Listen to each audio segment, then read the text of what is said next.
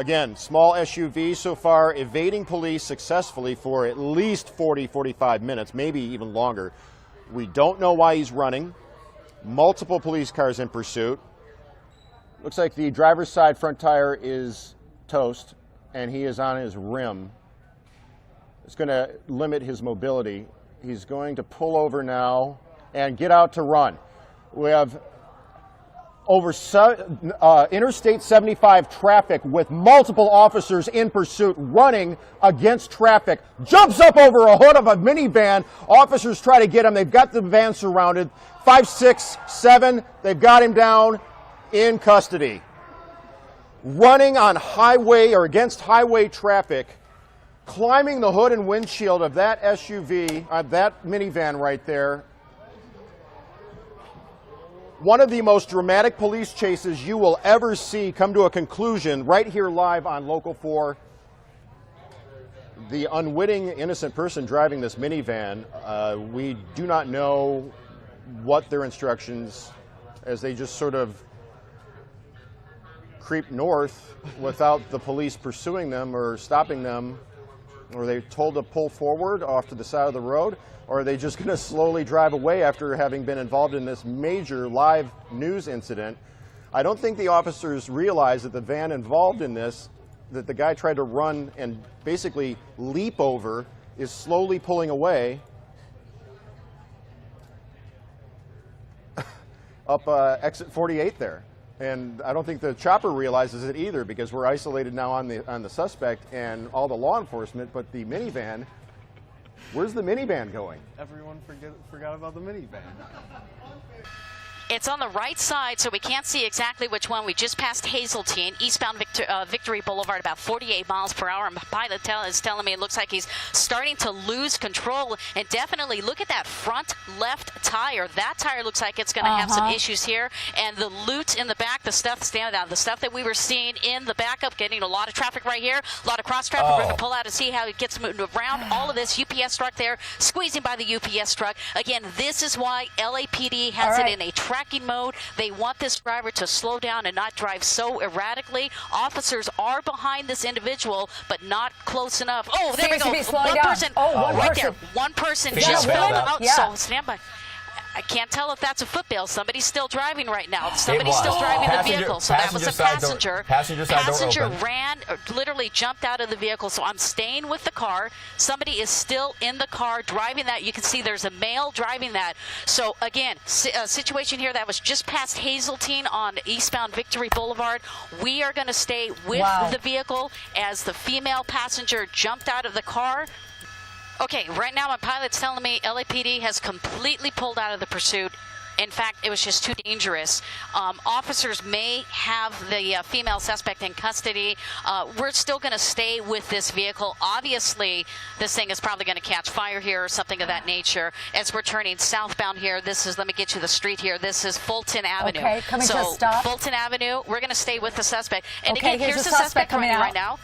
Right, and in a situation like this, again, you don't want to make sure this person isn't going to carjack anybody in a situation like this. Foot bail right now. No doubt LAPD officers are going to utilize this footage. They're going to ask us where this suspect is, the description of the suspect. You got a male there wearing jeans, a hoodie, running through the neighborhood right off of Fulton and Victory Boulevard. And you can see he's evading officers right now. Nobody following him except News Chopper 4.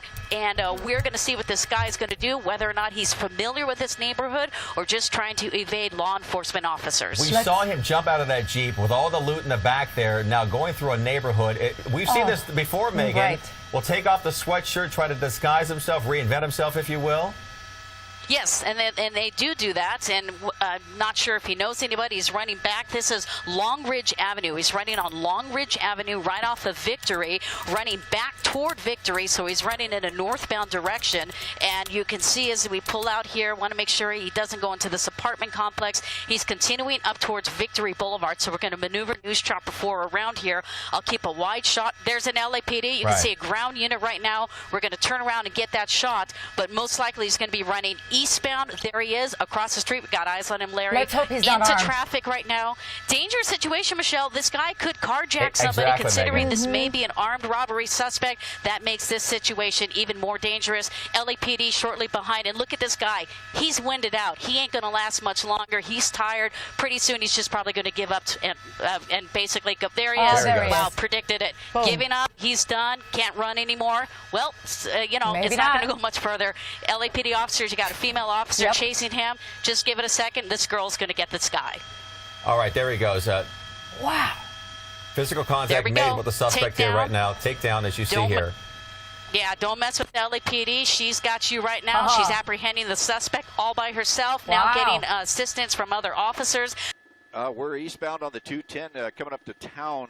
Right here you see the truck tore off that right front tire as it went through the 5760 interchange. What we're understanding, this is a carjacking with the victim still in the car. Suspect was armed with a knife. We've been hearing the police, the sheriff's observer overhead from LA County Sheriff's 21 calling that the victim is fighting with the driver. And right now he's right on this right shoulder, eastbound 210, coming through the Pomona area.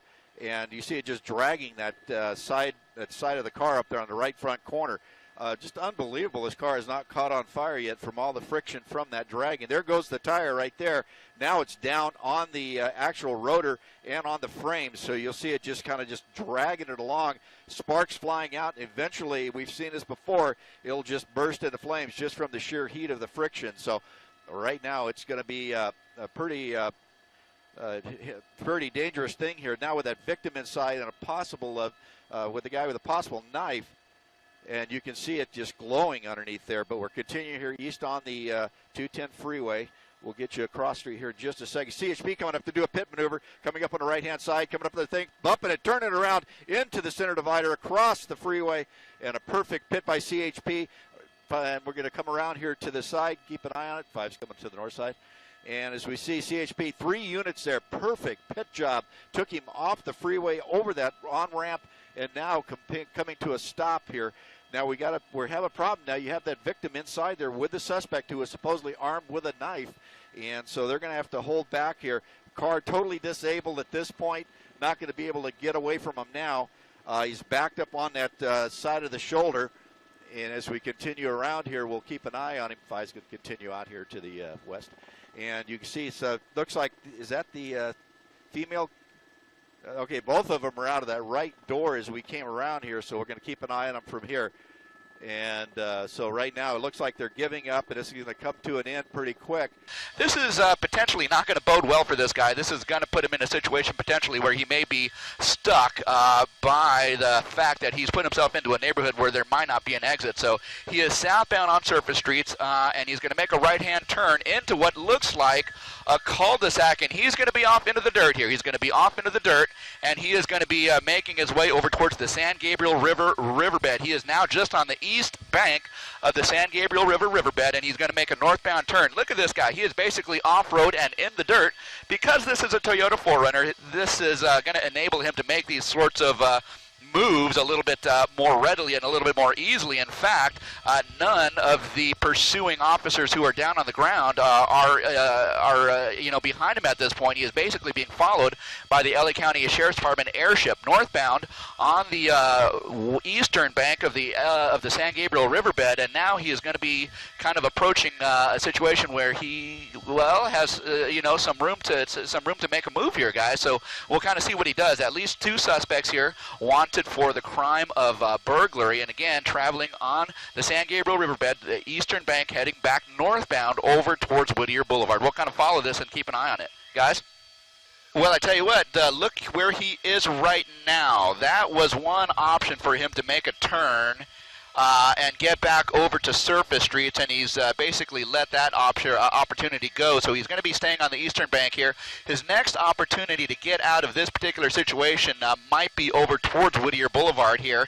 He just missed an opportunity right there to get back on surface streets, but maybe that's going to bode well for the Sheriff's Department and the folks who are pursuing him, because he's in a relatively confined area that might allow resources to get ahead of him over, say, towards Whittier Boulevard or the next exit up, which is going to be Beverly, and put them in a situation situation where they can anticipate where his next move is going to be. So again, he's just on the eastern bank of the San Gabriel Riverbed, and again, he's in a Toyota 4Runner, basically is off-road on that eastern bank of the riverbed going northbound, and he's about a quarter mile shy of Whittier Boulevard. Now, if he makes a move to the left, I don't know how he's going to get onto that bike path, but that bike path does take him to Whittier Boulevard here.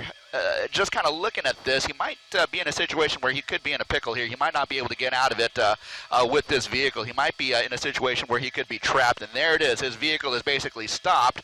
Right there, we're going to see at least one person, the driver, get out, and he's going to make his way over the fence, then into the San Gabriel Riverbed. He's basically on the bike path, northbound, heading up towards Whittier Boulevard here. Now, no unit. Well, actually, yeah, we do have units up on Whittier Boulevard, so they're going to be ahead of this guy if he makes his way over to Whittier Boulevard here. So they're going to be anticipating this guy heading over in that direction.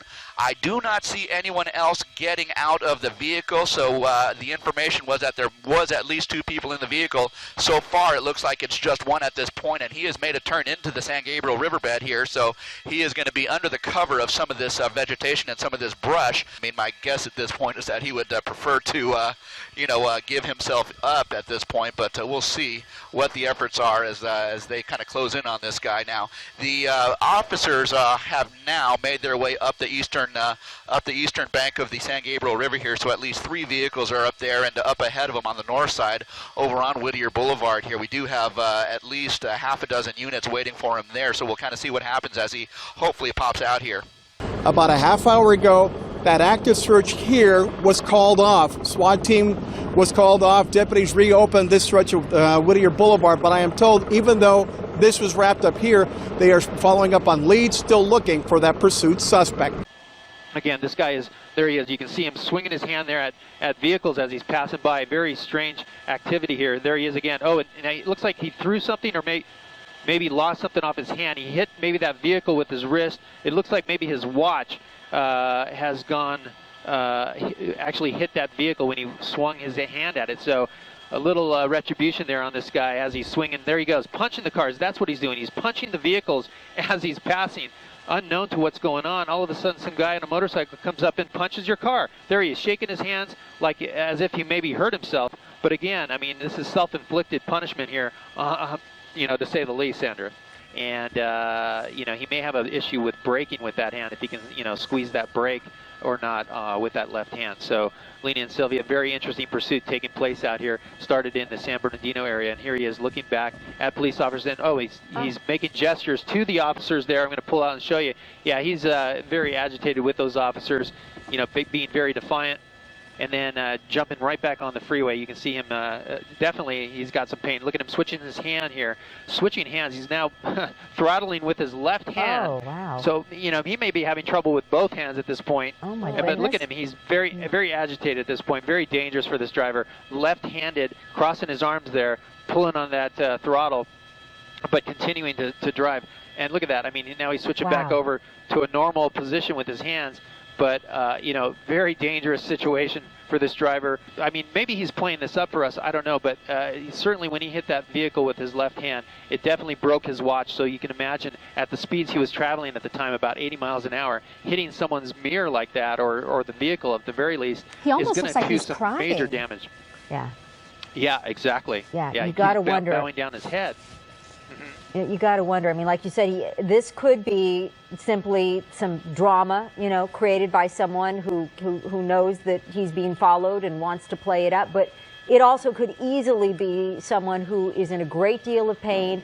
Sometimes when you injure yourself, it doesn't really kick in. The shock at first kind of masks the pain, and then after a while, you really begin to feel it, and that might be. It could well be what we're seeing right now. He could have easily injured himself very seriously. Oh, this is very dangerous here. He's picked up speed here really fast. He's approaching traffic on the 170 coming up to Roscoe. The traffic is always heavy here. There's a new bridge that they built here, commuter lanes here to get on that 5 freeway. We can see out the window that the traffic is backed up. You can see him passing cars. He's starting to slow down, shaking his wrist there, but very dangerous. Approaching the traffic, he speeds up. It really speaks to this guy's mental status. I mean, thinking about, just the cars changing lanes. Look at that, real close to that motorcycle. Almost hit him. almost hit that fellow motorcyclist there. You know, the question is, how can he control this motorcycle any further in all this pain? Being a motorcycle being a little more agile and able to maneuver between vehicles. So, you know, looks like he's running out of real estate here.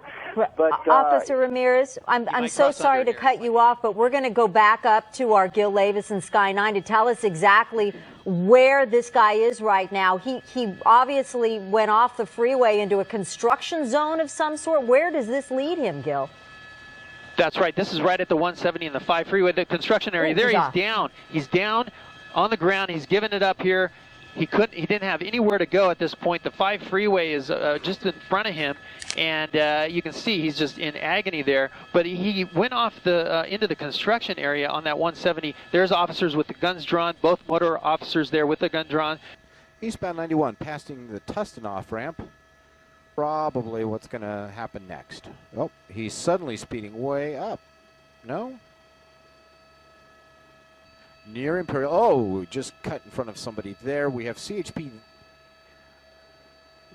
Looks like he's going to try to get off at Imperial Highway. No, back on. Boy, this is a desperate driver here. He is.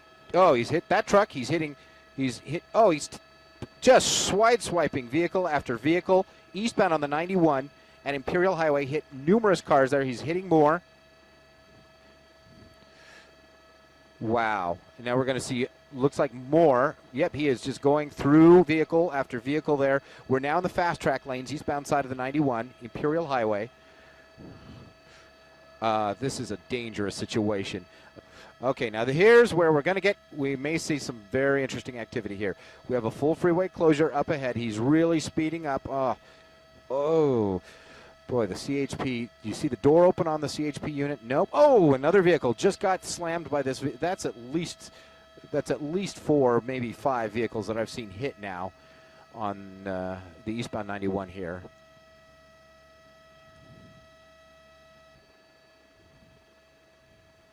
Spike strip right there. Yep.